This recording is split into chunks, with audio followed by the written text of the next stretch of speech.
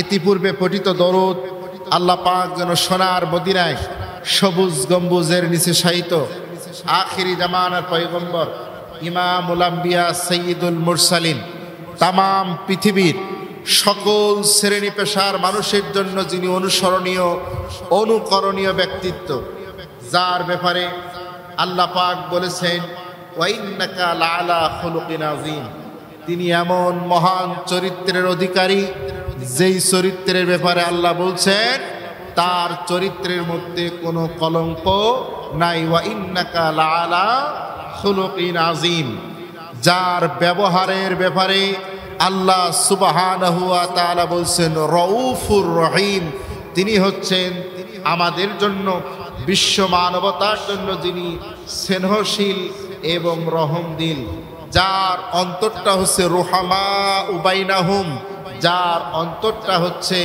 আমাদের জন্য আল্লাহ পাক বিশাল থেকে বিশালতর করে দিয়েছিলেন, যার হৃদয়টাকে আল্লাহ পাক প্রশস্ত করে দিয়েছিলেন। চিৎকার দিয়ে বলেন সুবহানাল্লাহ। যার জীবন আদর্শকে আল্লাহ পাক বলেছেন উসওয়ায়ে হাসানা, আমাদের জন্য অনুসরণীয় আদর্শ, যিনি নিজেই বলেছেন আনা বুইস্তু মুআল্লিমান, আমি বিশ্ব মানবতার জন্য শিক্ষক হিসেবে প্রেরিত হয়েছি।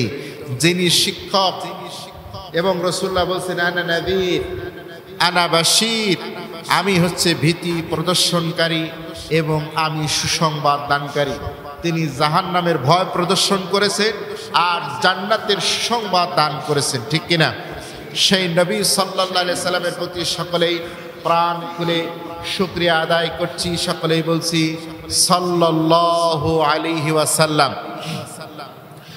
সম্মানিত হাজিরিন, আজকে আমরা কথা শুনবো কোরআন থেকে, ঠিক কিনা?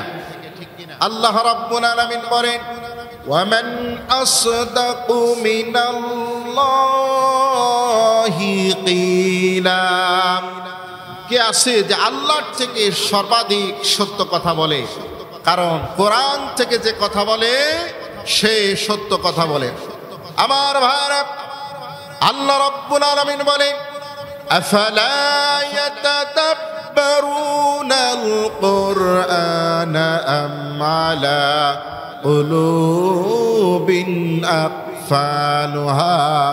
আল্লাহ পাক বলেন আমি এই কিতাব তোমাদেরকে দান করলাম, এই কিতাব নিয়ে তোমরা গবেষণা করো, এই কিতাব নিয়ে তোমরা রিসার্চ করো, তাহলে পরে তোমাদের জীবন আদর্শ তোমরা খুঁজে পেয়ে যাবে।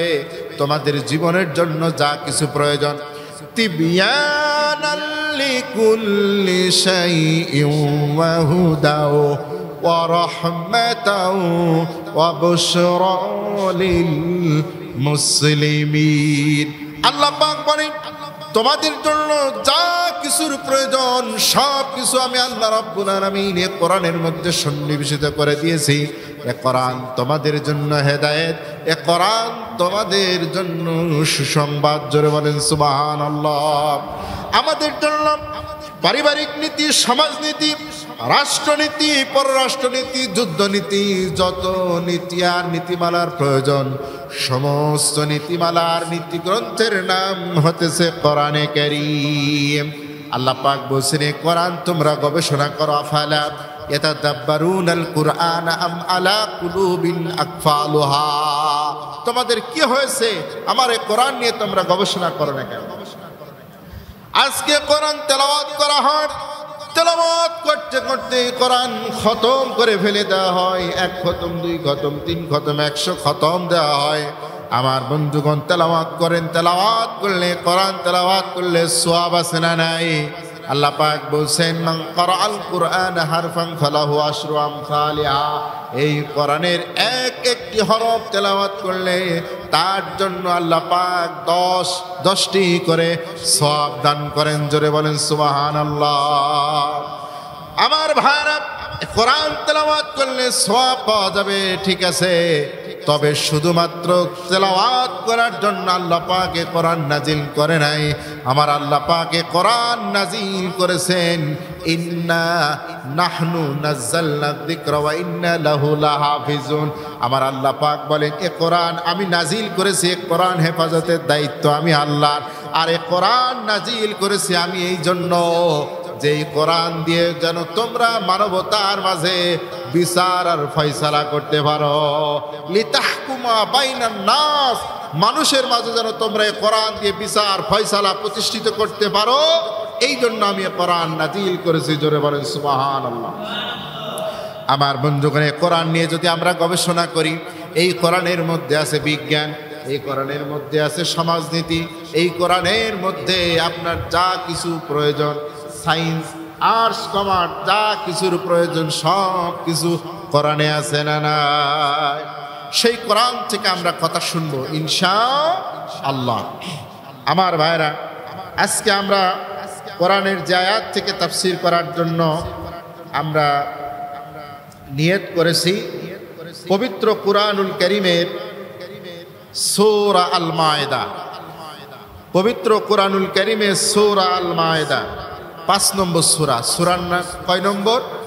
5 নম্বর, ক্রমিক নম্বর অনুযায়ী 5 নম্বর সূরা। সূরার নাম সূরাতুল মায়েদা।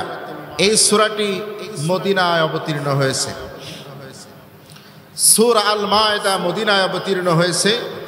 এই সূরার মধ্যে 120টি আয়াতে কারিমা রয়েছে, 16টি রুকু রয়েছে। আর এই সূরার যে নামের যে অর্থ, মায়েদা শব্দের অর্থ হচ্ছে খাবার পরিবেশন পাত্র। খাবার যে পরিবেশন করা হয় যেখানে, কেউ বলেছেন যে এটার নাম হচ্ছে দস্তরখানা। দস্তরখানায় খাবার দেওয়া হতো আগে। দস্তরখানায় এখনো দেখবেন তাবলিগের ভাইয়েরা একটা কাপড় বিছায় নিয়ে খানা খায়, তো ওইটাকে বলে দস্তরখানা। আবার আমরা তো সাধারণত টেবিলের উপরে অথবা কোনো জায়গায় খাবারের পাত্র রেখে তারপরে খায়। যেটাই হোক, খাবার পরিবেশনের যে টেবিল, এটাকেও দস্তরখানা বলা হয়। আমার বন্ধুগণ, এই সূরা আল মায়েদা, এই সূরা আল মায়েদার 1 নম্বর আয়াতে কারিমা আপনারা এর তাফসীর শুনেছেন, তেলাওয়াত শুনেছেন। 1 নম্বর আয়াতের শাব্দিক সরল অনুবাদ ছিল এরকম যে, হে ঈমানদার বান্দারা, তোমরা যারা ঈমান এনেছো, তোমরা ওয়াদা সমূহ পূরণ করো, আর মনে রাখো তোমাদের জন্য 4 পা বিশিষ্ট যেই পশুগুলো তোমরা লালন পালন করো, এইরকম পশু জন্তু তোমাদের জন্য হালাল করা হয়েছে।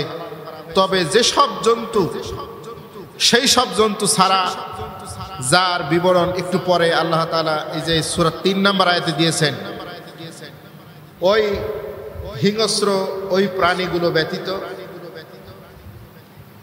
এরপরে আল্লাহ তাআলা বলছেন যে ইহরাম বাঁধা অবস্থায় কিন্তু শিকার করা বৈধ তোমরা মনে করো না। আল্লাহ তাআলা যা চান সে আদেশে তিনি জারি করেন। ইন্নাল্লাহা ইয়াহকুমু মা ইউরিদ, মানে হুকুম, আল্লাহ যা ইচ্ছা করেন তাই তিনি হুকুম হিসাবে জারি করেন। হুকুম দেওয়ার মালিককে আল্লাহ। আমার ভাইরা, এই আয়াতের তাফসীর আপনারা শুনেছেন। আজকে আমরা যে আয়াতের তাফসীর শুনব সে আয়াত হলো 2 নম্বর এবং 3 নম্বর আয়াত। আমরা আসুন একটু তেলাওয়াত শুনি ইনশাআল্লাহ।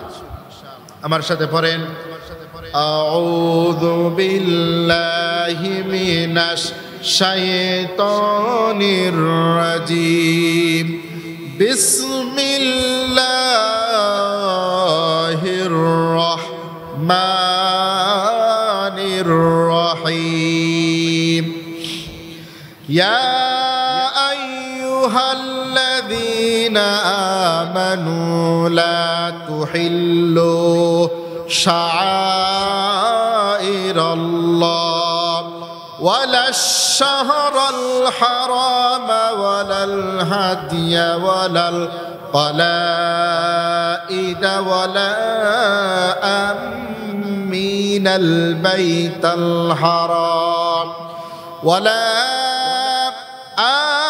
আমিনাল বাইতাল হারাম يبتغون فضلا من فضلا من ربهم ورضوانا وإذا حللتم فاصطادوا ولا يجرمنكم شنآن قوم أن صدوكم عن المسجد الحرام أن تعتدوا وتعاونوا على البر والتقوى ولا تعاونوا على الإثم والعدوان واتقوا الله إن الله شديد العقاب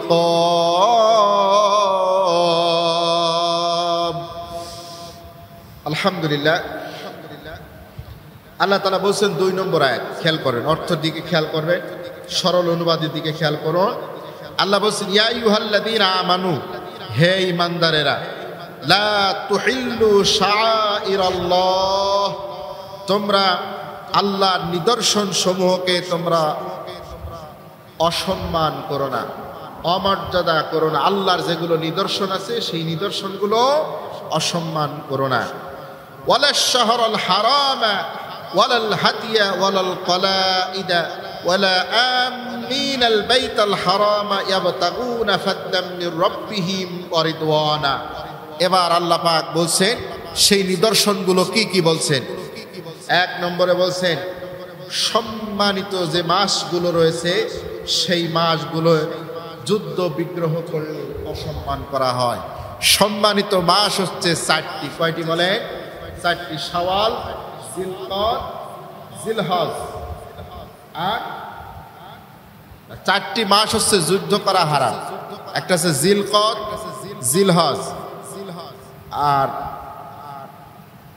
মুহররম মাস আর রজব মাস এই 4 মাসে এই 4টা মাস হচ্ছে খুব সম্মানিত মাস ঠিক আছে 4টা মাস হচ্ছে খুব সম্মানিত মাস কয় মাস 4 মাস যুলকদ যুলহজ মুহররম আর রজব মাস আর হজের মাস হচ্ছে 3টি হজের মাস আশহুরুল হুরুম হারাম মাস হচ্ছে সম্মানিত মাস হচ্ছে 3টি শাওয়াল জিলকদ জিলহজ সম্মানিত ভাইরা আমার যে ওয়ালাশ শাহরাল হারাম এই সম্মানিত যে মাস আল্লাহ রাব্বুল আলামিন দিয়েছেন সেই মাসগুলোকে তোমরা অসম্মান করো না কিভাবে ওই মাসগুলো যুদ্ধ বিগ্রহ করা হারাম কেউ যদি ওই মাসগুলোতে যুদ্ধ বিগ্রহ করে নেটা গ্যাঞ্জাম করে ফাসাদ সৃষ্টি করে মারামারি করে কারোর উপরে হামলা করে কাউকে আঘাত করে রক্তপাত ঘটায় অথবা হত্যা করে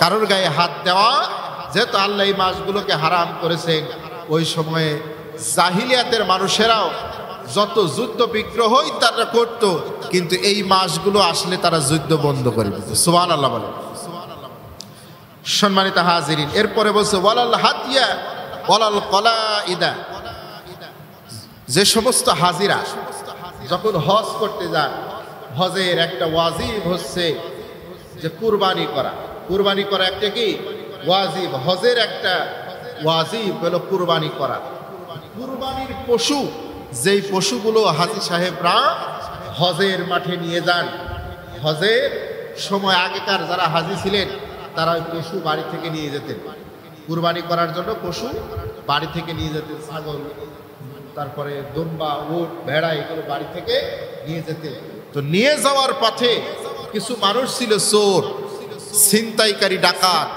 তারা এই হাজীদের কাছ থেকে এই পশুগুলো তারা ছিনতাই করে নিত তারা ডাকাতি করে নিত আল্লাহ বলছেন এত বড় পাপ তোমরা করো না এত বড় পাপ করো না হাজিরা যখন হজ করতে আসার সময় হজের জন্য হজের ওয়াজিব পূরণ করার জন্য যখন তারা এই পশুটা সাথে করে নিয়ে আসে ওই পশু তোমরা ছিনতাই করে নিও না ডাকাতি করে নিও না জোর করে কেড়ে নিও আল্লাহ নিষেধ করেছেন তো ওই পশুর নাম বলা হয়েছে কি হাদিয়ুন এরপরে বলা হয়েছে ওয়ালাল কলাইদা ওই পশুগুলো তোমরা হত্যা করো না ওই পশুগুলো তোমরা ছিনতাই করো না আরেক রকম পশুর কথা বলছেন সেটা কোন পশু আমার ভাইরা কুরবানির সময় যেই পশুগুলো কুরবানি করার উদ্দেশ্যে 3 মাস 6 মাস 1 বছর আগেই নিয়ত করা হয়েছে এই পশুটা কুরবানি দেব, এই জন্য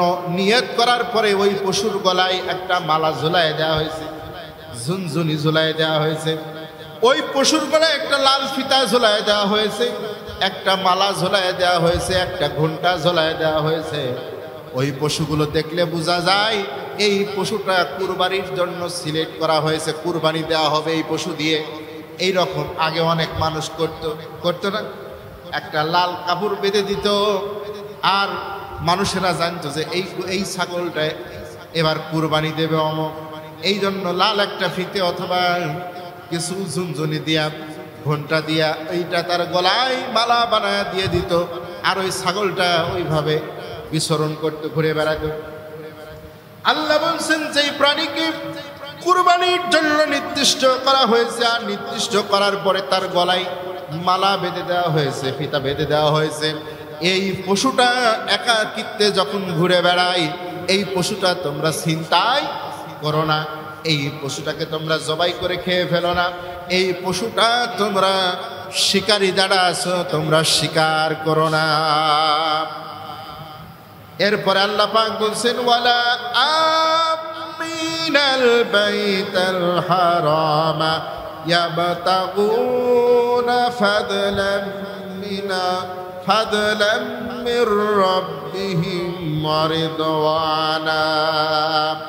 আজ যারা আল্লাহর গৃহের দিকে রওনা হয়েছে, ইহরাম বেঁধে যারা কাবার দিকে রওনা হয়েছে, হজ করবেন কাবা শরীফে যে বলবেন লাব্বাইক আল্লাহুম্মা লাব্বাইক লা শারীকা লাক লাব্বাইক ইন্নাল হামদা ওয়ান নি'মাতা লাক ওয়াল মুলক লা শারীকা লাক।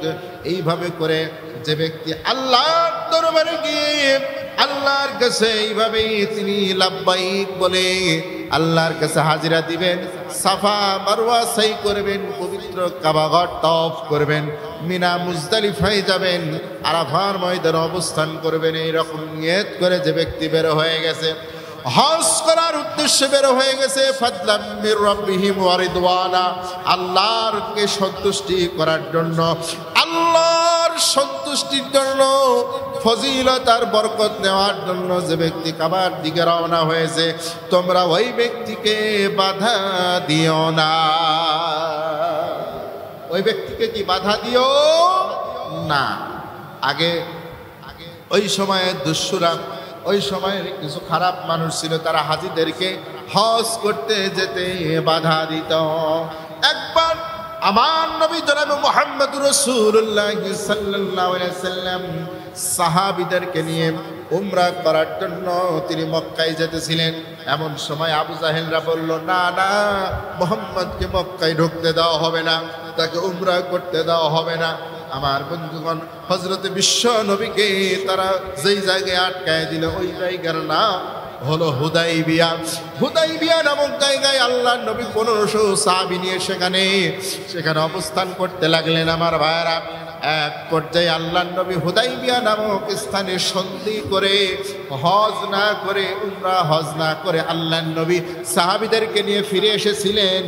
আল্লাহ রাব্বুল আলামিন 1 বছরের মাথায় আল্লাহ পাক বিশ্ব নবীকে হজ করার সুযোগ করে দিয়েছিলেন। বলেন সুবহানাল্লাহ। যেই কাফেরের গোষ্ঠী আবু জাহেলের গোষ্ঠীরা বিশ্ব নবী জনাব মুহাম্মদ রাসূলুল্লাহ সাল্লাল্লাহু আলাইহি সাল্লামকে হজ করতে, উমরা করতে বাধা দিয়েছিল, আল্লাহ পাক ওই আবু জাহেলের গোষ্ঠীকে চিরতরে ধ্বংস করে আল্লাহ পাক আবু জাহেলকে বদরের প্রান্তরে নিহত করে, আবু জাহেল, আবু লাহাব, উতবা, সাইবা তাদেরকে নিহত করে, আবু জাহেলদেরকে দুনিয়া থেকে বিদায় করে দিয়ে আমার নবীকে আল্লাহ তাআলা মক্কা বিজয়ের সময়ে আল্লাহ নবী হুদাইবিয়ার ওই সময় 1500 সাহাবী নিয়ে তিনি রওনা হয়েছিলেন। আর 1 বছরের মাথায় আল্লাহ নবী 10,000 সাহাবী নিয়ে হজ করতে এসেছিলেন। জোরে বলেন সুবহানাল্লাহ। আমার ভাইয়েরা, তার মানে ওই সময় আবু জাহেল, আবু লাহাব, উতবা, সাইবা যারা ছিল, যারা কাফের মুশরিক ছিল, তারা আল্লাহর ঘরে যে যেতে মানুষদেরকে বাধা দিত, আল্লাহর ইবাদত করতে বাধা দিত, আল্লাহর দ্বীন পালন করতে বাধা দিত ওই আবু জাহেলের গোষ্ঠী। কথা বলেন ঠিক কিনা? আল্লাহ পাক বলছেন তোমরা আল্লাহর দ্বীন পালনে, এই হজ পালন করতে যারা আসতেছে তাদেরকে তোমরা বাধা দিও না। আমার ভাইয়েরা, ওই ১৫০০ বছর আগে আল্লাহ দ্বীন পালন করতে বাধা দিত আবু জাহেলরা, আর বর্তমানে আল্লাহর দ্বীন পালনে বাধা দেয় যারা, ওরাও আবু জাহেলের উত্তরসূরি। কথা বলেন ঠিক কিনা? আল্লাহর আইন মানতে যারা বাধা দেয়, আল্লাহর জমিনে আল্লাহ দ্বীন প্রতিষ্ঠা করতে যারা বাধা দেয়, ইসলামী আন্দোলন করতে যারা বাধা দেয়, যারা কোরআনের মাহফিলে বাধা দেয়, আল্লাহর আইন বাস্তবায়ন করতে যারা বাধা দেয়, এরা হচ্ছে আবু জাহেলের উত্তরসূরি। কথা বলেন ঠিক কিনা? আল্লাহ পাক বলছেন তারা যখন আল্লাহর সন্তুষ্টি অর্জনের উদ্দেশ্যে যখন কাবা ঘরের দিকে রওনা দিয়েছে, তাদেরকে তোমরা বাধা দিও না। এরপরে আল্লাহ পাক বলছেন ওয়াইদা হালালতুম ফাসতাদু, যখন তোমরা হজ শেষ হয়ে যাবে, হজ যখন শেষ হবে, তখন হাজিরা যদি মনে করে যে আমরা কোনো প্রাণী শিকার করব, তখন তারা প্রাণী শিকার করতে পারবে। ওয়ালা ইয়াজরিমান্নাকুম শানাআনু কওমিন আন সাদ্দুকুম আনিল মাসজিদিল হারামি আন তাতাদু। আমার ভাইরা, এরপরে আল্লাহ পাক বলছেন শোনো, কোন একটি সম্প্রদায়ের বিদ্বেষ, এমন বিদ্বেষ যার কারণে তারা তোমাদের আল্লাহর তাআলার পবিত্র মসজিদে আসার পথ বন্ধ করে দিয়েছিল, ওই হাজিদেরকে লক্ষ্য করে আল্লাহ পাক বলছেন ও হাজিরা, তোমাদেরকে হয়তো একসময় হজ করতে আসার, আল্লাহর এই বিধান পালন করতে আসতেছিলে, তোমাদেরকে যারা বাধা দিয়েছিল, এখন তোমাদের হজ শেষ হয়ে গেছে, আবার তোমাদের এমন সুসময় আল্লাহ দান করেছেন, যারা ওই সময়ে বাধা দিয়েছিল, এখন তোমরা তাদের বিরুদ্ধে প্রতিশোধ গ্রহণ করতে সক্ষম, এমন সক্ষমতা আল্লাহ তোমাদেরকে দান করেছে। আল্লাহ পাক বলছেন শোনো, যদি এমন সক্ষমতা তোমাদের এসে যায়, শোনো শোনো, তোমরা সীমা লঙ্ঘন করো না, সীমা লঙ্ঘন করো না। এখন আল্লাহ পাক আমাদেরকে প্রতিশোধ নেওয়ার সক্ষমতা দান করেছে, ঠিক কিনা? দীর্ঘ 15 বছর 16 বছর ইসলামী আন্দোলনের কথা যারা বলতে দেয় নাই, যারা আল্লাহর জমিনে আল্লাহর দ্বীনের কাজ করতে গেলে যারা বাধা দিয়েছে, যারা আঘাত করেছে, যারা মামলা করেছে, যারা জেলে দিয়েছে, যারা ফাঁসি দিয়েছে, যারা মিথ্যা অপবাদ দিয়েছে, যারা ইমাম সাহেবদেরকে আল্লামা দেলোয়ার হোসেন সাঈদীর জন্য মোনাজাত করার কারণে চাকরি থেকে বের করে দিয়েছে, কথা বলেন ঠিক কিনা? মসজিদ থেকে বের করে দিয়েছে, অনেক মানুষের ঘর বাড়ি ভেঙে দিয়েছে, অনেকের ব্যবসা প্রতিষ্ঠান ধ্বংস করে দিয়েছে, অনেক মানুষকে ধরে ধরে আয়না ঘরের মধ্যে বন্দি করে রেখেছিল, ঠিক কিনা বলে? সম্মানিত ভাইরা আমার, তো এই যে আল্লাহ দ্বীন পালনে যারা বাধা দিয়েছিল, আজকে তাদের বিরুদ্ধে প্রতিশোধ নেওয়ার সুযোগ, সক্ষমতা আল্লাহ দান করেছেন। দান করে আল্লাহ পাক বলছেন শোনো, তোমরা সীমা লঙ্ঘন করো না। আল্লাহ পাক রেস্ট্রিকশন দিচ্ছেন, সাবধান করে দিচ্ছেন। আজকে আমাকে আপনাকে প্রতিশোধ নেওয়ার সুযোগ করে দিয়েছেন, এই জন্য কি আমরা ওদেরকে যেখানে পাবো সেখানেই মারবো, ওদের ঘর বাড়ি ভেঙে দেব, ওদেরকে আহত করব? না, আমরা ওদেরকে ক্ষমা করে দিয়েছি, কথা বলেন ঠিক কিনা? আমরা ক্ষমা করে দিয়েছি। ওদের যদি সামান্য পরিমাণ বিবেক থাকে, সামান্য পরিমাণ লজ্জা থাকে, সামান্য পরিমাণ মাথায় বুদ্ধি থাকে, সামান্য পরিমাণ জ্ঞান যদি থাকে, তাহলে ওরা বুঝবে যে যারা আমাদেরকে ক্ষমা করে দিল এরা আমাদের শত্রু না, এরা আমাদের বন্ধু, কথা বলে ঠিক কিনা? এদের আর বিরোধিতা করা যাবে না, এদেরকেই তো সহযোগিতা করতে হবে, ঠিক কিনা বলেন? ওদের যদি বুদ্ধি থাকে আর বিরোধিতা করবে না, বরং এখন সহযোগিতার হাত বাড়ায় দেবে।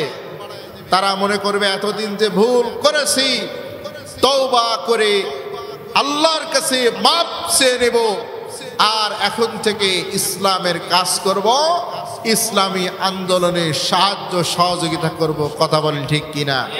জান আর মাল দিয়ে। যদি সামান্য পরিমাণ জ্ঞান থাকে, আর যদি খতামাল্লাহু আলা কুলুবিহিম ওয়া আলা সামিইহিম ওয়া আলা আবসারিহিম গিশাওয়া, যদি আল্লাহ পাক ওদের অন্তরে মোহর মেরে দেন, অন্তরে যদি মোহর মারা থাকে, তাহলে এখনো ঘাট তেরামু করবে। কথা বলে ঠিক কিনা? এখনো বলবে আগেই ভালো ছিলাম, এখনো তারা ইসলামী আন্দোলনের বিরুদ্ধে কথা বলবে, ইসলামী আন্দোলনের নেতৃবৃন্দের বিরুদ্ধে এখনো কথা বলবে, যদি অন্তরে সিলগালা করা থাকে, ইমানের সিলগালা। কথা বলেন ঠিক কিনা?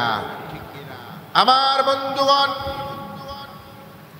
এই জন্য আল্লাহ রাব্বুল আলামিন চমৎকার করে আল্লাহ পাক জানায় দিলেন, ওয়ালা তাআওয়ানু। আল্লাহ পাক বলছেন, ওয়া তাআওয়ানু আলাল বিররি ওয়াত তাকওয়া ওয়ালা তাআওয়ানু আলাল ইসমি ওয়াল উদওয়ান ওয়াত্তাকুল্লাহা ইন্নাল্লাহা শাদীদুল ইকাব। আল্লাহ পাক বলছেন, শোনো শোনো, যত ভালো কাজ আছে, যত নেক কাজ আছে, সেই ভালো কাজগুলো, নেক কাজগুলোই তোমরা সহযোগিতা করো। আর যত খারাপ কাজ আছে, যত অন্যায় অপকর্ম আছে, ওই অপকর্মগুলোই তোমরা সহযোগিতা করো না, সমর্থন দিও না। কে বলছেন? আল্লাহ পাক বলছেন, ওয়াত্তাকুল্লাহ, আর সর্ব অবস্থায় আল্লাহকে ভয় করো। ইন্নাল্লাহা শাদীদুল ইকাব, নিশ্চয় আল্লাহ রাব্বুল আলামিন কঠিন শাস্তি দানকারী। ঠিক কিনা? এখন আসে, যত ভালো কাজ আছে, যত তাআওয়ানু আলাল বিররি ওয়াত তাকওয়া, যত তাকওয়ার কাজ আছে, ভালো কাজ আছে, সেই কাজগুলোই সহযোগিতা করতে বললেন কে? আল্লাহ। আমার বন্ধুগণ, একান্ত বন্ধুরা আমার, আল্লাহ রাব্বুল আলামিন এই কোরআনে কারীমের ভিতরে ৬৬৬৬ খানা আয়াতে কারিমা তেলাওয়াত করেছেন, ৬৬৬৬ খানা আয়াতে কারিমা নাজিল করেছেন। এই ৬৬৬৬ খানা আয়াতের মধ্যে আমার আল্লাহ রাব্বুল আলামিন ৫০০টি আয়াতে কারিমা দিয়েছেন আদেশ আর নিষেধ, আমর আর নাহি। মানে আল্লাহ পাক ২৫০টি আয়াত দিয়ে আল্লাহ পাক বলছেন তোমরা করো। কি বলেছেন? করো। করো মানে আদেশ করেছেন ২৫০টি আয়াত। যেমন আল্লাহ পাক বলেছেন, ওয়া আকিমুস সালাতা ওয়া আতুজ যাকাতা ওয়ারকাউ মা'আর রাকিঈন। বলেন আল্লাহু আকবার। আল্লাহ পাক বলছেন তোমরা নামাজ কায়েম করো, যাকাত আদায় করো, তোমরা রুকুকারীদের সঙ্গে রুকু করো। আন আকিমুদ্দিন, তোমরা আমার জমিনে আমার দিন প্রতিষ্ঠিত করো। এরপরে আল্লাহ পাক বলছেন সত্য কথা বলো, সত্যের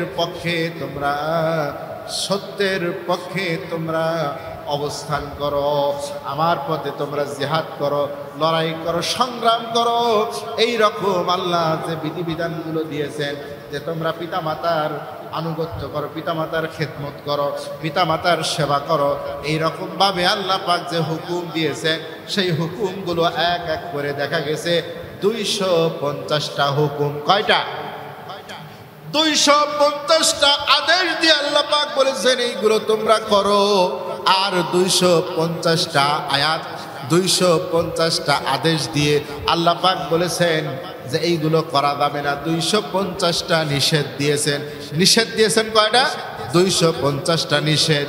যেমন আল্লাহ পাক বলছেন তোমরা সুদ খেও না, তোমরা ঘুষ খেও না, তোমরা জিনা করো না, তোমরা মদ খেও না, তোমরা জুয়া খেলো না, তোমরা মূর্তি বানায়ও না, মিথ্যা কথা বলো না, তোমরা মানুষ হত্যা করো না, অন্যের সম্পদ ভক্ষণ করো না, এতিমের সম্পদ ভক্ষণ করো না, জনগণের সম্পদ ভক্ষণ করো না।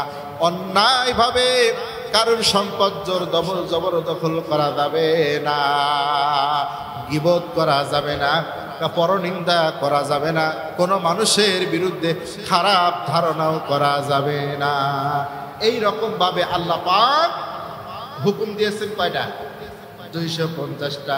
250টা আদেশ আর 250টা নিষেধ, মোট হলো কয়টা? 500টা।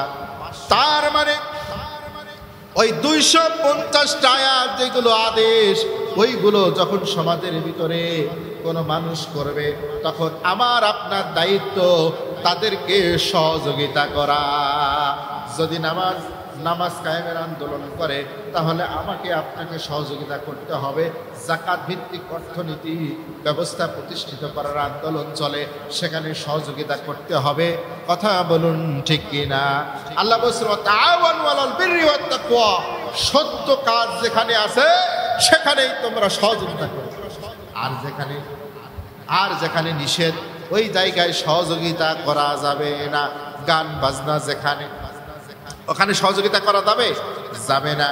আল্লাহ পাক সূরা আলে ইমরানের 104 নম্বর আয়াতের ভিতরে আল্লাহ পাক বলেন, ওয়াল তাকুম মিনকুম উম্মাতুন ইয়াদউনা ইলাল খায়রি ওয়া ইয়া'মুরুনা বিল মা'রুফি ওয়া ইয়ানহাউনা আনিল মুনকার ওয়া উলাইকা হুমুল মুফলিহুন। বলেন আল্লাহ। আল্লাহ পাক সূরা আলে ইমরানের 104 নম্বর আয়াতের ভিতরে আল্লাহ পাক জানায়া দিলেন যে শোনো, আল তাকুম মিনকুম উম্মাতুন, তোমাদের মধ্যে একটা দল থাকা উচিত। একটা দল থাকবে তোমাদের মধ্যে, মুসলমানদের ভিতরে একটা দল থাকবে। উম্মাতুন ইয়াদউনা ইলাল খায়র, যারা মানুষকে আহ্বান করবে কল্যাণের দিকে, শান্তির দিকে। জোরে বলেন সুবহানাল্লাহ। শান্তির দিকে, কল্যাণের দিকে আহ্বান করবে। শুধু তাই নয়, তারা উম্মাতুন ইয়াদউনা ইলাল খায়র ওয়া ইয়া'মুরুনা বিল মা'রুফ ওয়া ইয়ানহাউনা আনিল মুনকার, সৎ কাজের আদেশ করবে আর অসৎ কাজের নিষেধ করবে। সৎ কাজের আদেশ করবে আর অসৎ কাজের নিষেধ করবে। তাহলে সৎ কাজ যেখানে থাকবে, ওই সৎ কাজে সহযোগিতা করা লাগবে। এই সূরা মায়েদার 2 নম্বর আয়াত বলে দিচ্ছে। সূরা মায়েদার 2 নম্বর আয়াতে আল্লাহ বলছেন, ওই সৎ কাজে যখন ওই দল, যখন তোমাদের মধ্যে ওই দল, যেই দলটা উলাইকা হুমুল মুফলিহুন, সফল কাম যেই দলটা, সফল কাম যেই দলটা সঠিক, ওই দল যখন তোমাদের সৎ কাজের আদেশ করবে আর অসৎ কাজের নিষেধ করবে, সৎ কাজে সহযোগিতা করবা, অসৎ কাজে বাধা দেওয়ার জন্য যখন ডাকবে, তখন তাদের সঙ্গে যেতে হবে। কথা বলেন ঠিক কি না?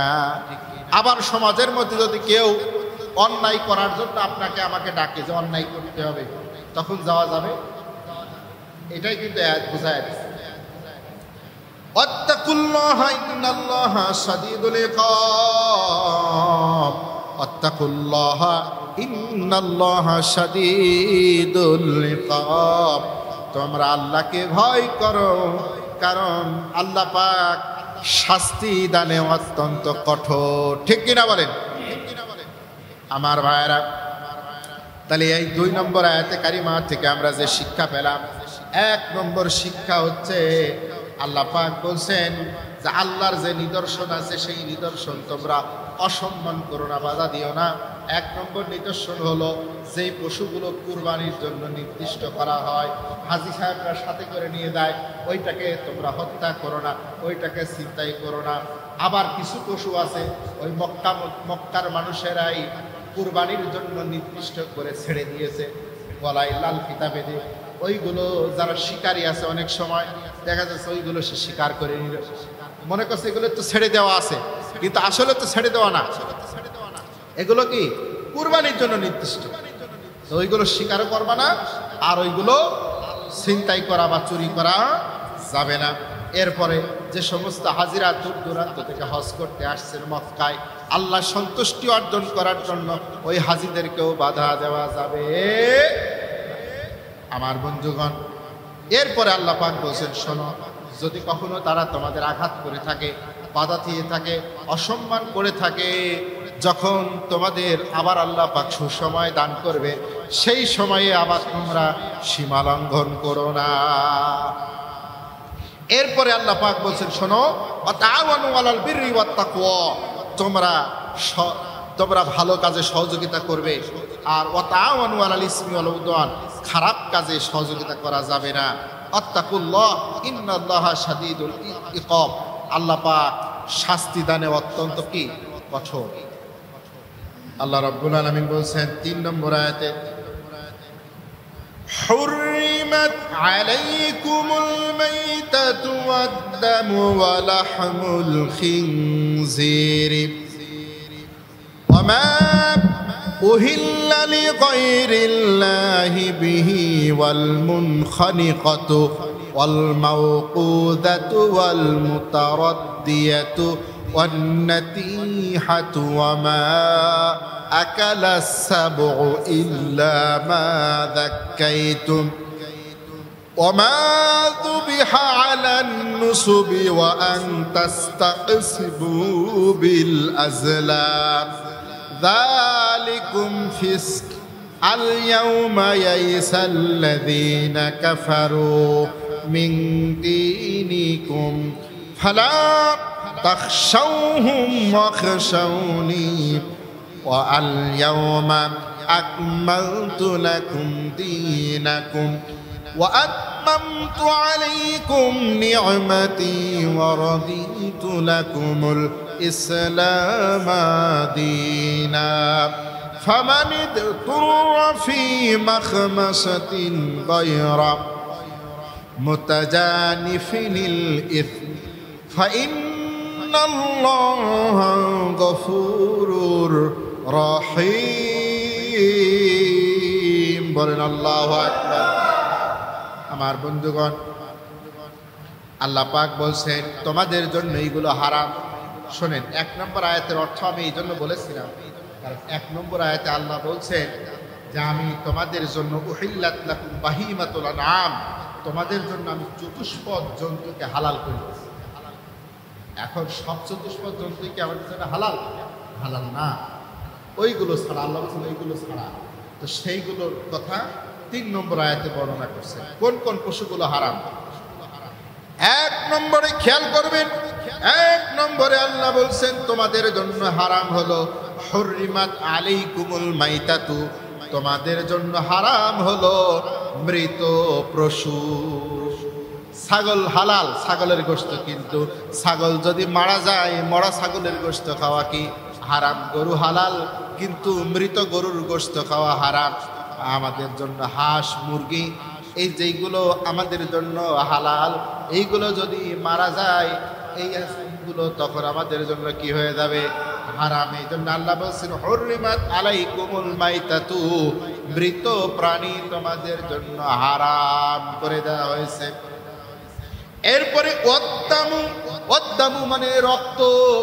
এই যে রক্ত, গরু জবাই করলে রক্ত বের হয়, ছাগল জবাই করলে রক্ত বের হয়, এরপরে মুরগি, হাঁস, মুরগি জবাই করলে রক্ত বের হয়, মোষ জবাই করলে রক্ত বের হয়। উট যখন নহর করে, উট কিন্তু দাঁড়ানো থাকা অবস্থায়, উট যখন দাঁড়ায় থাকে, দাঁড়ানো থাকা অবস্থায় উটকে নহর করা হয়, আর সেই রক্ত কলকল কলকল করে জমিনের মধ্যে বেয়ে বেয়ে পড়ে। আমার বন্ধুগণ, ওই রক্ত পান করা হারাম। হিন্দুরা যখন কোনো পশু যখন বলি দেয়, ওই বলি দেওয়া পশুর রক্ত খায়, ওই বলি দেওয়ার রক্ত ধরে রেখে খায়। ইহুদি খ্রিস্টানেরা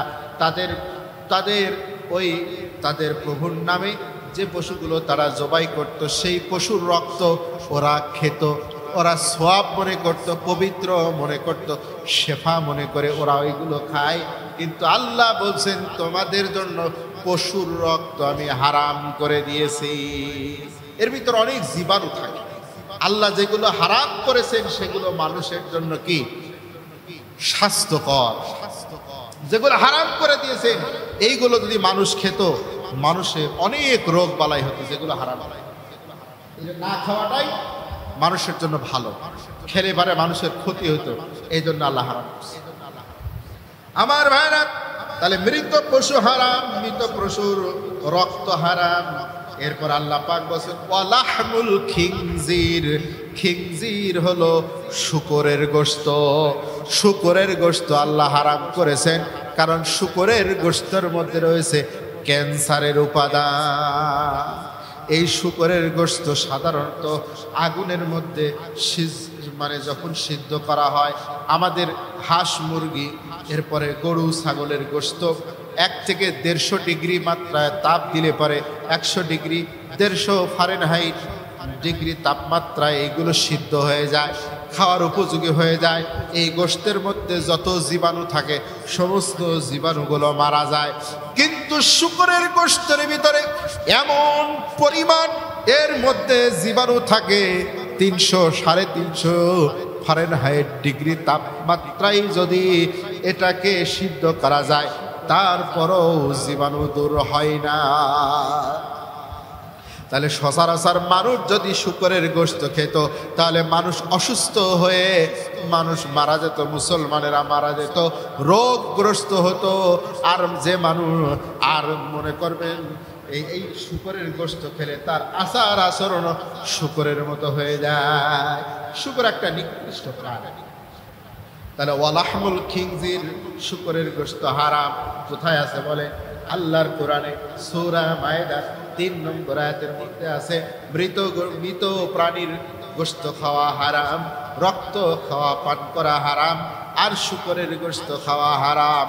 ওমা উহিল্লা লিগাইরিল্লাহি বিহি, শুধু তাই নয়, আমাদের জন্য আল্লাহ পাক যে ছাগল, যে গরু, উট, ভেড়া, দুম্বা যেগুলো আল্লাহ আমাদের জন্য জায়েজ করেছেন, এইগুলোও যদি জবাই করার সময় আল্লাহর নামটা ইচ্ছা করে না নেওয়া হয়, ইচ্ছা করে আল্লাহর নাম না নিয়ে যদি জবাই করা হয়, অথবা আল্লাহর নাম বাদ দিয়ে যদি ভগবানের নাম নেওয়া হয়, যদি ঈশ্বরের নাম নেওয়া হয়, যদি গডের নাম নেওয়া হয়, আল্লাহর নাম যদি বাদ দেওয়া হয়, ওই ছাগল গরু খাওয়া জায়েজ নাই, ওটা হলো হারাম।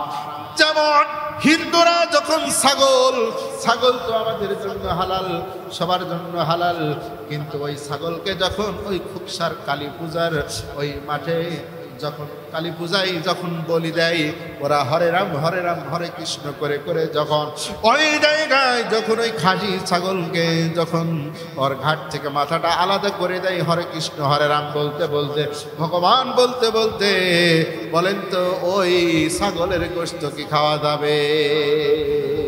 যাবে না। কারণ আল্লাহর নাম যেই পশুর উপরে স্মরণ করা হয় নাই, খাওয়া যাবে না।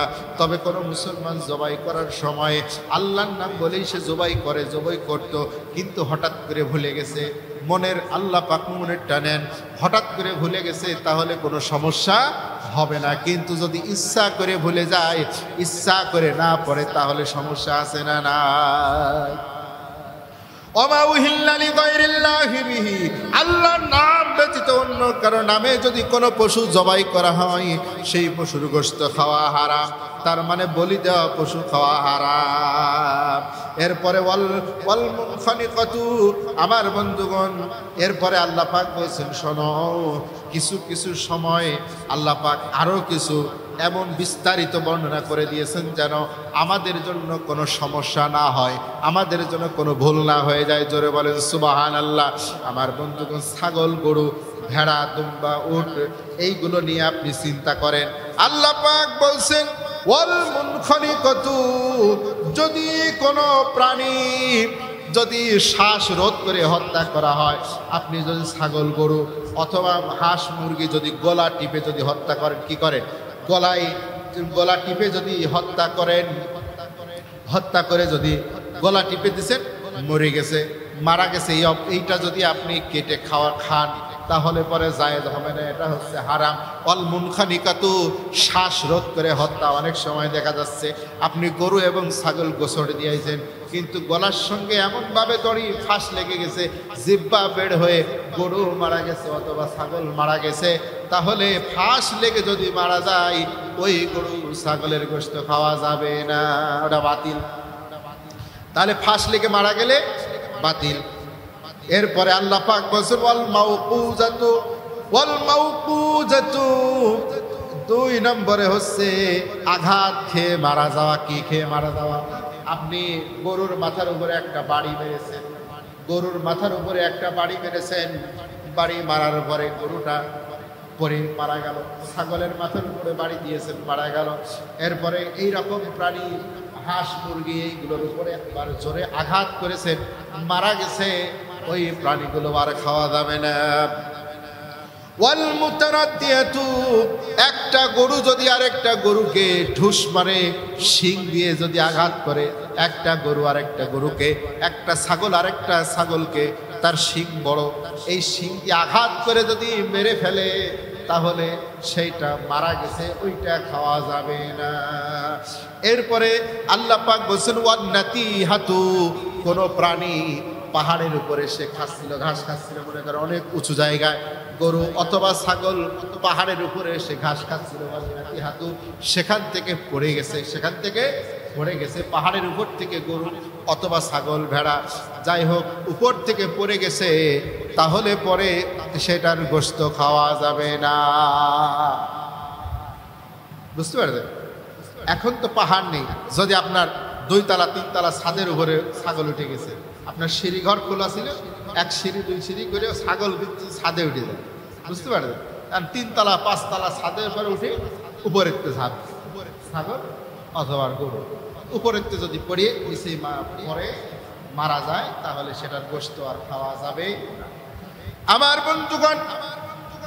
তবে মুফাসসিরিন ইকরামরা বলছেন যে গরু ফাঁস লেগেছে কিন্তু এখনো বেঁচে আছে, আরেকটা গরু ঢুস দিয়েছে, মরে যাচ্ছে, যায় অবস্থা, এখনো মরে নাই। ছাগল ঢুস দিয়েছে, এখনো মরে নাই। 5 তলাতে ঝাঁপ দিয়েছে, অথবা পাহাড়েতে গড়ে পড়ে গেছে, এখনো মরে নাই, মরে যাচ্ছে। এই অবস্থায় যদি আল্লাহর নাম নিয়ে জবাই করা হয়, আর জবাই করার সময়ে যদি হাত পা একটু নড়াচড়া করে, তার গোশত খাওয়া জায়েজ আছে। সুবহানাল্লাহ। তাহলে আপনার বাড়ি একটা গরু অসুস্থ হয়ে পড়ে গেছে, মাথা ঘুরে পড়ে গেছে, এই যে গরমের সময় স্টক করে কি করে না, এই গরমের সময় অনেক বড় বড় গরু স্টক করে পড়ে গেছে, জিভে বের হয়ে যাচ্ছে, এই গরুটা কি করবেন? দ্রুত একটা ছুরি নিয়া, ধারালো ছুরি নিয়া আপনি দ্রুত বিসমিল্লাহি আল্লাহু আকবার বলে জবাই করে দিবেন। যদি গরুটা একটু নড়াচড়া করে, তাহলে পরে গোশত খাওয়া যায় আছে, আলহামদুলিল্লাহ। আর যদি নড়াচড়া না করে, বুঝতেও আগেই মরে গেছে, আগে জান চলে গেছে। কারণ সামান্য একটু জানও যদি থাকে, একটু হলেও নড়াচড়া করে। এই অভিজ্ঞতা তো আপনাদের আছে নাকি? কিন্তু মরার পরে কিন্তু আর জবাই করা যাবে না, এখনো নড়তেছে না। মরার পরে যদি দেখেন যে না, নড়াচড়া করে নাই, তাহলে ওটা ফেলে দিবেন, ওইটা আর খাওয়া যাবে না। মানে আপনার প্রমাণ হলো ওইটাই, এটা যে জীবিত ছিল এর প্রমাণ হলো জবাই করার সময় একটু হলে নড়িয়ে উঠেছে। আমার বন্ধুগণের পরে আরেকটা ব্যাপার আসছে, ওমা আকালা সাবু ইল্লা মা দাক্কাইতুম। কিছু হিংস্র প্রাণী আছে, ওই হিংস্র প্রাণী থাবা দেয় অথবা আঘাত করে। দেখা যাচ্ছে বন থেকে একটা বাঘ লোকালয়ে চলে এসেছে, আসার পরে একটা ছাগলকে আক্রমণ করেছে, তার ঘাড়ে ধরে আক্রমণ করে পুরাটা ছাগল খেতে পারে নাই, মারতে পারে নাই। যদি ছাগলটা বেঁচে থাকে, আল্লাহর নামে যদি জবাই করা হয়, খেতে পারবে। কিন্তু যদি মারা যায়, আঘাত করার পরে ওই হিংস্র প্রাণী থাবাই যদি আঘাত করে যদি মারা যায়, তাহলে সেটা মৃত বলেই গণ্য হবে, ওই ছাগলের গোশত আর খাওয়া যাবে না। এরকম সিল আসে, হাঁস মুরগি এরকম নিয়ে চলে যায়, আছে না নাই? শিয়াল আসে আপনার মুরগির মাথা নিয়ে চলে গেছে, ঠ্যাং নিয়ে চলে গেছে, মুরগি তো মারা যায়, মারা গেলে পরে ওটা আর খাওয়া যাবে। এইগুলো আল্লাহ তাআলা একদম ধরে একদম খুঁটে বিস্তারিত বর্ণনা করে দিয়েছেন। সুবহানাল্লাহ। আমাদের জন্য আর কোনো প্রশ্নই না থাকে, আমরা যত রকম প্রশ্ন করতে পারি সব রকম প্রশ্নের উত্তর আল্লাহ এখানে দিয়ে দিয়েছেন। সুবহানাল্লাহ। আমার বন্ধুগণ, এরপর আল্লাহ পাক বলছেন ওয়ামা যুবিহা আলান নুসুবি ওমা যুবিহা আলান নুসুবি, আর যদি তোমরা সেইগুলো জীবিত, যেটা বললাম, সেইগুলো যদি জীবিত অবস্থায় পেয়ে যাও আর যদি জবাই করো তাহলে খেতে কোনো সমস্যা নাই। কোনগুলো? এই যেগুলো বললাম, গলায় দড়ি ফাঁস গেছে, উপরের থেকে পড়ে গেছে, শিং দিয়ে গোতা দিছে, এগুলো মরে নাই কিন্তু জীবিত আছে, তাহলে সেই সময় যদি জবাই করে খান তাহলে সমস্যা, জীবিত থাকলে। এরপর আল্লাহ পাক বলছেন ওয়া আনতাস্তাকসিমু বিল আজলাম, আর তোমরা ওই গণনার সময় যে গণনা করা হয়, অনেক মানুষ হাত গণনা করে, আছে না নাই? ওই যে হাত গণনা করে তার ভাগ্যফল, তার রাশিফল নির্ণয় করে। জুয়ার খেলা, ওই লটারি খেলা, এই লটারি খেলা, জুয়া খেলা, ভাগ্য নির্ণয় করা, এইগুলো হলো হারাম। 20 টাকার টিকিট, হ্যাঁ, যদি লাইগা যায়, ভাগ্য যাচাই করেন। হ্যাঁ, পালসার মোটর সাইকেল আসে না, মাঝে মাঝে আসে না, র্যাফেল ড্র, এইগুলো টিকিট কাটা হারাম। কখনো এই খেলা করবে না। যারা এইগুলোর মধ্যে পড়ে দেয় সব ধ্বংস হয়ে যায়।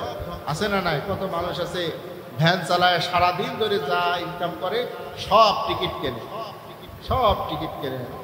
আমার বন্ধুগণ, আল্লাহ বলছেন যে ওই টিকিট খেলা হারাম, ওই লটারি খেলা, জুয়া খেলা হারাম। ওই আইয়ামে জাহিলিয়াতের সময়ে মানুষেরা তীর দিয়ে তাদের ভাগ্য নির্ণয় করত, তীর দিয়া। ওই সময় কাবা শরীফের ওইখানে 3টা তীর রাখা হতো।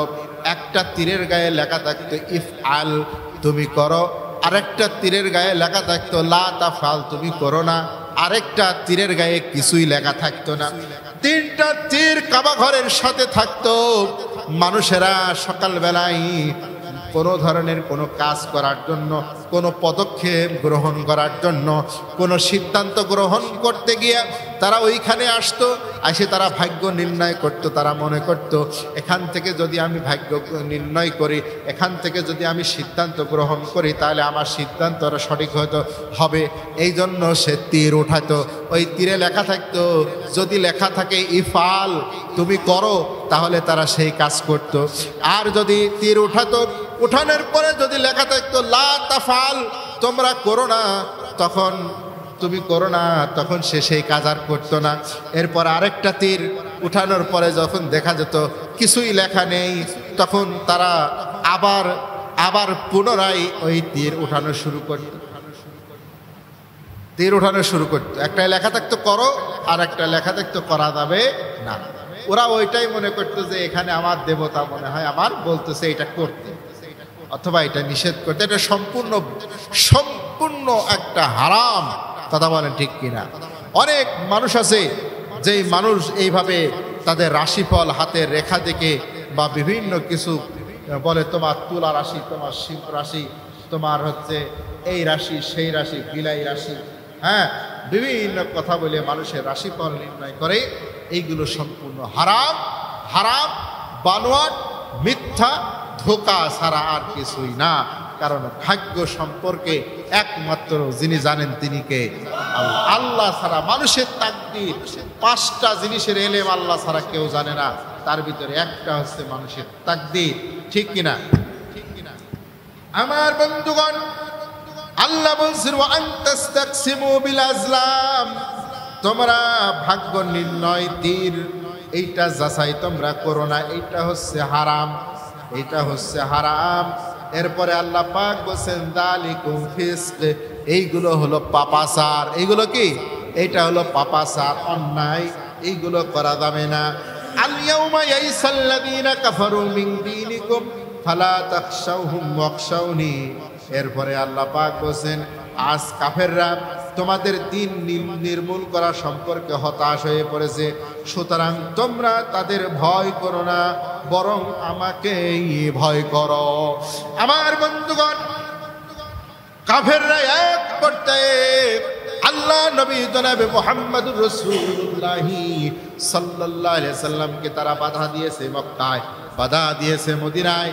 বিশ্ব নবীকে উহুদের বদরের প্রান্তরে তারা বাধা দিতে গিয়েছিল, উহুদের প্রান্তরে, হুনাইনের প্রান্তরে, খাইবারের প্রান্তরে, মুতার প্রান্তরে তারা বাধা দিতে গিয়েছিল। কিন্তু সব জায়গায় আল্লাহ তাআলা বিশ্ব নবীকে বিজয় দান করেছেন, ঠিক কিনা? বিশ্ব নবীকে বিজয় দান করেছেন, ইসলামকে বিজয় দান করেছেন। আমার ভাইরা, এক পর্যায়ে কাফেররা ক্ষান্ত হয়ে গেছে যে না, ইসলামকে আর নির্মূল করা সম্ভব না। ওরা এক পর্যায়ে মেনে নিয়েছে না, ইসলাম আর মুসলমানদের সাথে আর পাড়াও সম্ভব না। যখন তারা এটা মনে করেছে, আল্লাহ পাক বলছেন, শোনো, লা ফালা তাখশাউহুম ওয়াখশাউনি, আর কাফেরদের তোমরা ভয় করো না, তোমরা একমাত্র কেবলমাত্র ভয় করবে আল্লাহকে। কারণ আল্লাহ পাক বলছেন, আল্লাহ পাক বলছেন, আল ইয়াউমা আকমালতু লাকুম দীনাকুম ওয়া আতমামতু আলাইকুম নি'মাতি ওয়া রাদিতু লাকুমুল ইসলামা দীনা। চিৎকার দিয়ে বলেন না আল্লাহু আকবার। আল্লাহ পাক বলছেন যে আমি আমার দ্বীনকে, ইসলামকে আমি আজকে পরিপূর্ণ করে দিলাম।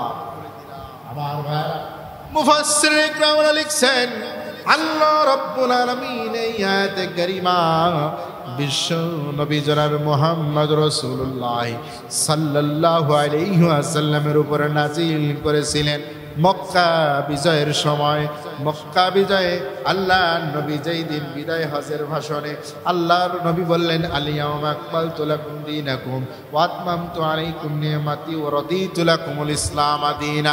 আল্লাহ নবী যখন ১৬ লক্ষ সাহাবীর সামনে এই আয়াতে কারিমা তেলাওয়াত করলেন যে আল্লাহ পাক রব্বুল আলামিন তার দ্বীনকে পরিপূর্ণ করে দিয়েছেন, তার দ্বীনকে বিজয়ী করে দিয়েছেন, দ্বীন এখন পূর্ণাঙ্গ হয়ে গেছে।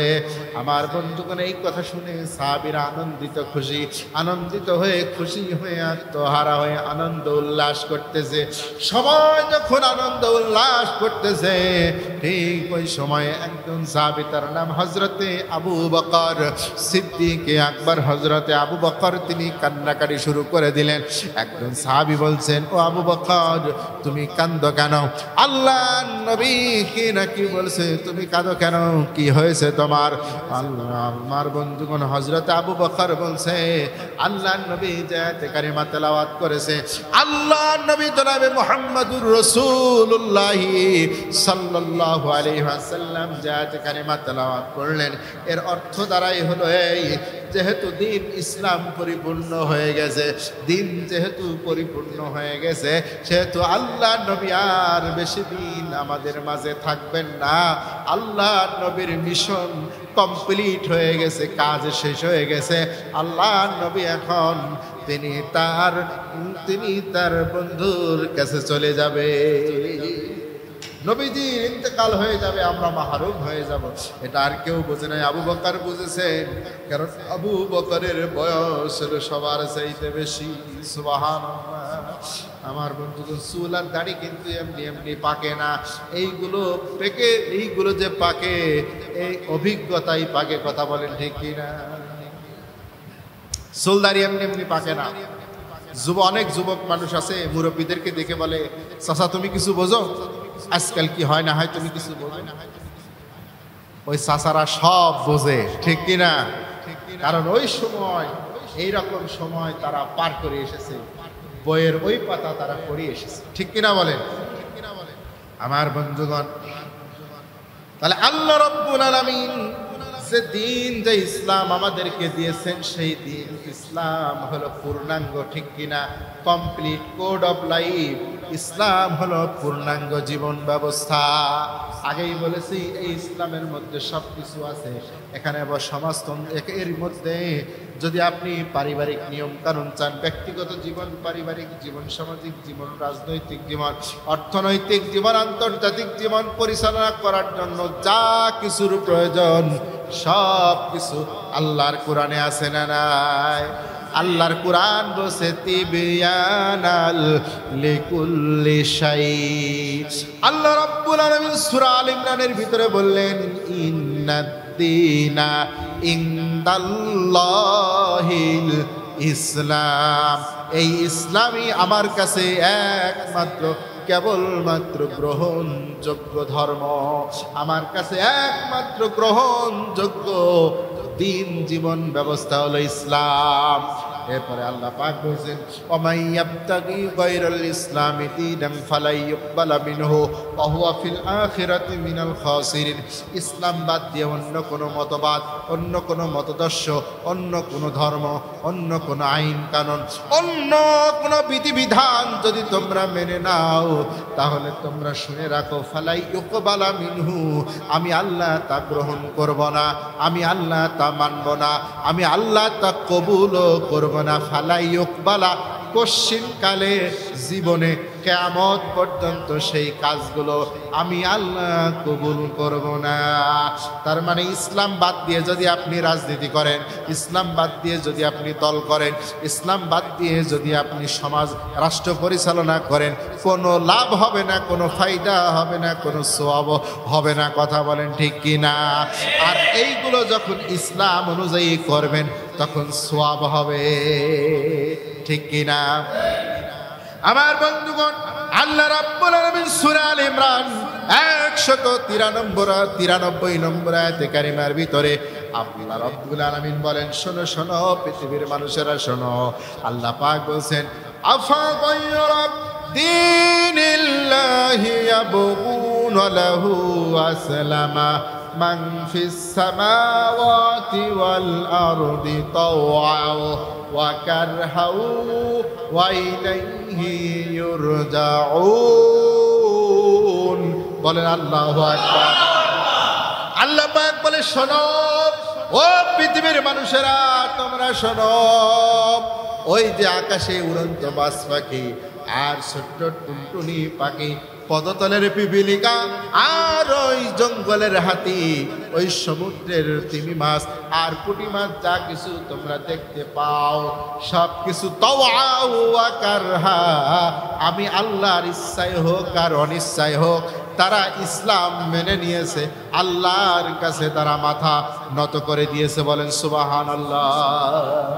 আমার বন্ধুগণ, ওই জঙ্গলের প্রাণীরা, ওই জঙ্গলের সমস্ত প্রাণীরা তারা আল্লাহর বিধান মেনে নিয়েছে, এই জন্য তাদের মধ্যে শান্তি আছে না নাই?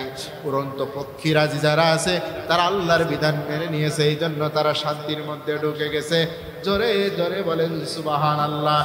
মানুষও যদি ইসলাম অনুযায়ী চলে, মানুষকেও শান্তি দান করবেন যিনি, তিনি কে? আল্লাহু আকবার। আমার বন্ধুগণ, সামান্য আর একটু আলোচনা বাকি আছে। 3 নম্বর আয়াতে কারিমার শেষের একটু অংশ বাকি আছে। আল্লাহ তাআলা বলেন ফামানিদু তুরফি মাখমাসাতিন গায়রা মুতাজানিফিনিল ইসম ফাইন্নাল্লাহা গফুরুর রহিম।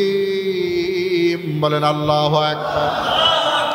আল্লাহ রাব্বুল আলামিন বলছেন, এই যে মৃত প্রাণী, এই মৃত প্রাণী যদি, মৃত প্রাণী আপনার মৃত গরু, মৃত ছাগল, মৃত মুরগি, যে কোনো জিনিসই, যেইগুলো মৃত জিনিস খাওয়া তো হারাম, মৃত জিনিস খাওয়া হারাম, এটাই আল্লাহ উপরে বর্ণনা করেছেন।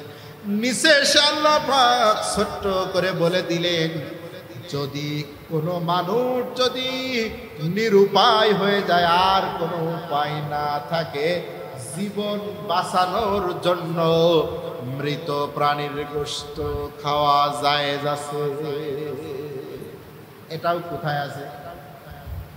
কোরআনে আছে। কি আল্লাহ বলছেন? দেখেন আল্লাহ পাক বলছেন, এই দেখেন আল্লাহ পাক বলছেন, যদি কোনো ব্যক্তিকে ক্ষুধার তাড়নায় হারাম খেতে বাধ্য করা হয়, কিন্তু সে ইচ্ছা করে সে কোনো পাপের দিকে ঝুঁকে পড়তে না চায়, তার ব্যাপারটা আলাদা।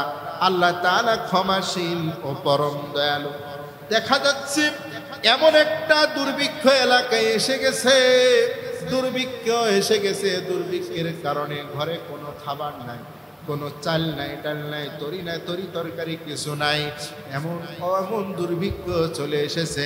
এখন আপনার একটা গরু ছিল, সেই গরুটাও মরার গরু, অথবা একটা মরা গরু আপনার ক্যানাল দিয়ে অথবা গান দিয়ে নদী দিয়ে ভেসে যাচ্ছে, কিন্তু যেখানে আপনারা আছেন ওখানে কোনো খাবারের ব্যবস্থা নেই। একদিন, 2 দিন, 5 দিন না খেয়ে আছেন, এখন খাবারের প্রয়োজন। ওই অবস্থায় মৃত ওই ভেসে আসা প্রাণীকে সামান্য কিছু গোশত কেটে নিয়ে যতটুকু খেয়ে বাঁচা যায়, পেট ভরে খাওয়া যাবে, মানে পাইছি আর পাইকারি দরে খাবো, আরো জমা করে রাখবো না। জীবন বাঁচানোর জন্য যতটুকু খেলে বেঁচে থাকা যাবে ততটুকু গোশত নিয়ে রান্না করে খাওয়া যাবে।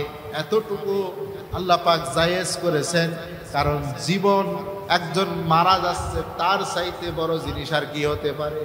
ঠিক কিনা? একজন মারাই যাচ্ছে, তার জীবনের চাইতে আর মূল্যবান কিছু আছে? এই জন্য আল্লাহ এটা জায়েজ করে দিলেন। ওই অবস্থায় দেখা যাচ্ছে যে আপনি এক জায়গায় গেছেন, আগে তো অনেক জঙ্গল ছিল, মানুষের বসতি কম ছিল, একটা মানুষ চলতে চলতে হারায় গেছে, একটা জঙ্গলে চলে গেছে। সেই জঙ্গলে একটা তার কোনো ধরনের খাবারের ব্যবস্থা নেই। সে দেখলো যে তার সামনে একটা মরা, একটা বুনো মরক পড়ে আছে, অথবা একটা মরা প্রাণী আছে। তখন সে সেটার গোশত ততটুকু খেতে পারবে যতটুকু খেয়ে সে বেঁচে থাকতে পারবে, এতটুকু গোশত সে খেতে পারবে রান্না করে। এই কথাটুকু আল্লাহ পাক শেষে এই জন্য দিলেন, কারণ আল্লাহ সুবহানাহু ওয়া তাআলা এই যে কোরআন, এটা আসলে বিশ্ব মানবতার জন্য হেদায়েতের গ্রন্থ, ঠিক কিনা? যা কিছু প্রয়োজন সব কিছু বিস্তারিত আল্লাহ পাকে কোরআনে জানিয়ে দিয়েছে। সুবহান, কত সুন্দর কথা, কত সুন্দরভাবে আল্লাহ বলেন ইন্নাল্লাহা গফুরুর রহিম। আর আল্লাহ হচ্ছেন ক্ষমাশীল, পরম দয়ালু। আল্লাহ সবসময় অন্তরের টানেন। আল্লাহকে অন্তরের টানেন, আল্লাহ মুখের টানেন, আল্লাহ অন্তরের টানেন। আমার বন্ধুগণ, একান্ত আপনজনের আমার, তাহলে আমরা সূরা আলে ইমরানের 2 এবং 3 নম্বর আয়াত থেকে যে শিক্ষাগুলো পেলাম, সেগুলো আমি এখন একটা একটা করে আপনাদের কাছে বলবো। আপনারা এগুলো মনে রাখার চেষ্টা করবেন। আল্লাহ তাআলা বলছেন যে কুরবানির যে পশু হাজিরা হজ করার সময় সাথে করে নিয়ে দেয়, সেই পশুগুলো হত্যা করা যাবে না, ছিনতাই করা যাবে না, এবং যে পশুগুলোর গলায় মালা দেয়া হয়েছে, কুরবানির পশুগুলো ছেড়ে দেওয়া হয়েছে, ওই পশুগুলো শিকার করা যাবে না, ওই পশুগুলো হত্যা করা যাবে না। এরপরে যারা আল্লাহর ঘর তাওয়াফের উদ্দেশ্যে বের হয়েছে, সেই হাজিদের বের হওয়ার কাজে বাধা দেওয়া যাবে না। আবার কোনো সময় যদি আল্লাহর দিন পালনে কিছু মানুষ বাধা দেয়, আল্লাহর দিন পালনে আমাকে আপনাকে বাধা দিচ্ছে, কোনো সময় বাধা দিয়েছে, কিন্তু যখন আল্লাহ পাক আবার আমাদের সুসময় দান করবেন, তখন আল্লাহ পাক বলছেন তোমরাও সীমা লঙ্ঘন করো না, মানে তাদের উপরে জুলুম নির্যাতন করো না, তোমরা ক্ষমা করে দাও। এরপরে আল্লাহ রাব্বুল আলামিন বলছেন তাআওয়ানু আলাল বিররি ওয়াত তাকওয়া। তাকওয়ার যে কাজ আছে, যত ভালো কাজ আছে, সেই ভালো কাজগুলো তোমরা কি করো? সহযোগিতা করো। ওয়ালা তাআওয়ানু আলাল ইসমি ওয়াল উদওয়ান। আর যত খারাপ কাজ আছে, সেই খারাপ কাজের সহযোগিতা থেকে বিরত থাকো। খারাপ কাজ কি সহযোগিতা করা যাবে? হযরত আবু সাঈদ খুদরি রাদিয়াল্লাহু তাআলা আনহু বলছেন, মান রাআ মিনকুম মুনকারান ফালিগাইয়িরু বিয়াদিহি ফাইল্লাম ইয়াসতাতি ফাবিকলবি ফাবিলিসানি ফাইল্লাম ইয়াসতাতি ফাবিকলবিহি ওয়া যালিকা আযাফুল ঈমান। যদি কোথাও তোমরা কোনো খারাপ কাজ দেখো, হাত দিয়ে তোমরা বাধা দিবা। 2 নম্বর মুখ দিয়ে বাধা দিবা। 3 নম্বর অন্তর দিয়ে ঘৃণা। ঠিক কিনা? সহযোগিতার তো প্রশ্নই আসে না, মুসলমান সহযোগিতার প্রশ্নই আসে না, কারণ অন্তর দিয়ে ঘৃণা করাটাই ঈমানের শেষ পর্যায়ে। এরপরে আল্লাহ রাব্বুল আলামিন 3 নম্বর আয়াতে বলছেন যে তোমাদের জন্য কিছু পশু হারাম করা হলো। 1 নম্বর আয়াতে আল্লাহ বলেছিলেন এক নম্বর আয়াতে যেদিন তাফসীর হয়েছিল আপনারা শুনেছেন, সেখানে আল্লাহ বলেছেন যে উহিল্লাত লাকুম বাহিমাতুল আনআম, তোমাদের জন্য আমি চতুষ্পদ জন্তু হালাল করেছি। আল্লাহ পাক চতুষ্পদ জন্তু হালাল করেছেন, তবে তার মাঝে কিছু কিছু জিনিস যে হারাম, আর হালাল জিনিসও কিভাবে হারাম হয় সেইগুলো আল্লাহ তুলে ধরেছেন বিস্তারিত। এক নম্বর হলো হুররিমাত আলাইকুমুল মাইতাতু, মৃত হালাল জিনিস কিন্তু মারা গেছে, মারা গেলে সেটা হারাম, এবং ওইটা ওয়াদ্দামু, ওইটা রক্ত, ওয়ালাহমুল খিনজির, শুকরের গোশত।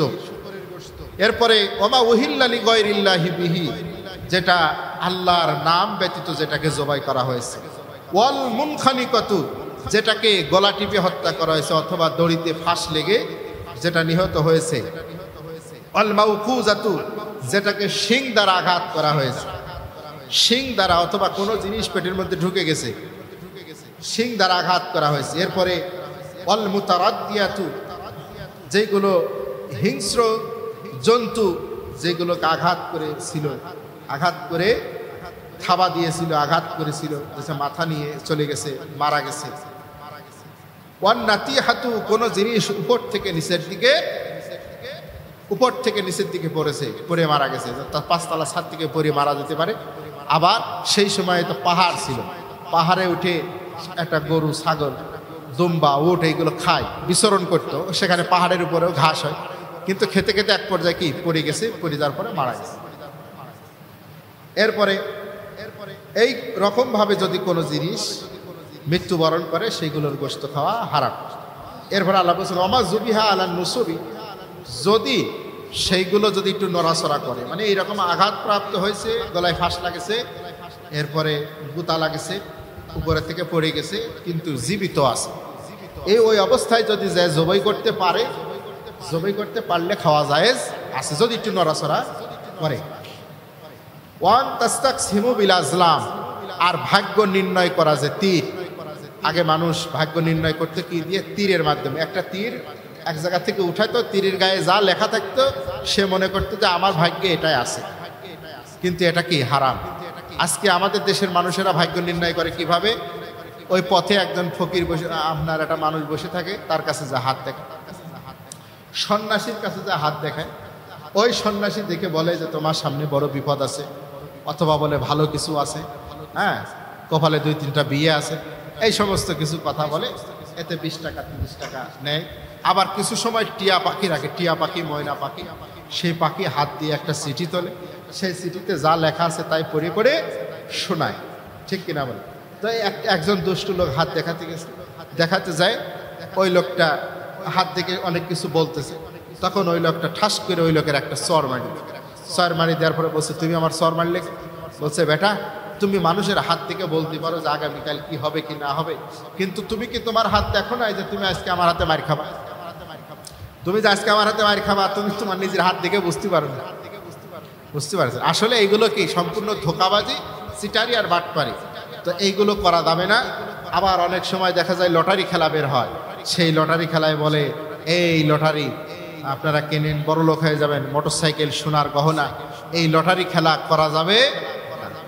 সম্মানিত হাজিরিন, এরপরে আল্লাহ তাআলা বলছেন শোনো, আল্লাহ পাক তার দ্বীনকে, ইসলামকে আল্লাহ পাক তোমাদের জন্য পূর্ণাঙ্গ করে দিয়েছেন।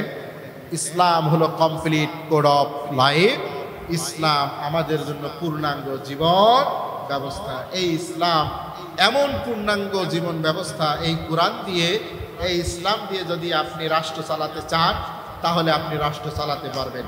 আপনার শিক্ষা মন্ত্রণালয় চালাতে পারবেন, আপনার পররাষ্ট্র মন্ত্রণালয় চালাতে পারবেন, আপনার সচিবালয় চালাতে পারবেন, আপনার আইন মন্ত্রণালয় চালাতে পারবেন, আপনার যত মন্ত্রণালয় আছে সমস্ত মন্ত্রণালয় সব থেকে ভালোভাবে চালানো যাবে যা দিয়ে, তার নাম হলো কোরআন, ঠিক কিনা?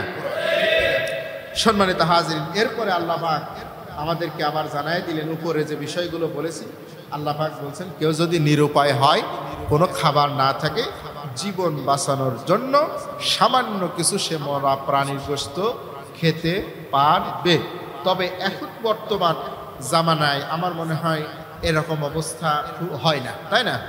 এখন তো এক সচরাচর খাবার নাই, এক আশেপাশে হাত বাড়ালেই পাওয়া যায়, ঠিক কিনা? কারোর কাছে চাইলে পাওয়া যায়। আপনি এই কুষ্টিয়া থেকে চিটাগাং ঢাকা এক জায়গায় চলে গেছেন, আপনার খাবার দাবারের পয়সা নাই, ওখান থেকে যদি আপনি ফোনও করতে পারেন বাড়িতে যে আমি অমুক জায়গায় আছি, টাকা পয়সা নাই, বিকাশে কিছু টাকা পাঠায় দাও, নগদে টাকা পাঠায় দাও, আপনার এলাকার টাকা পাঠায় দেন, তাই না?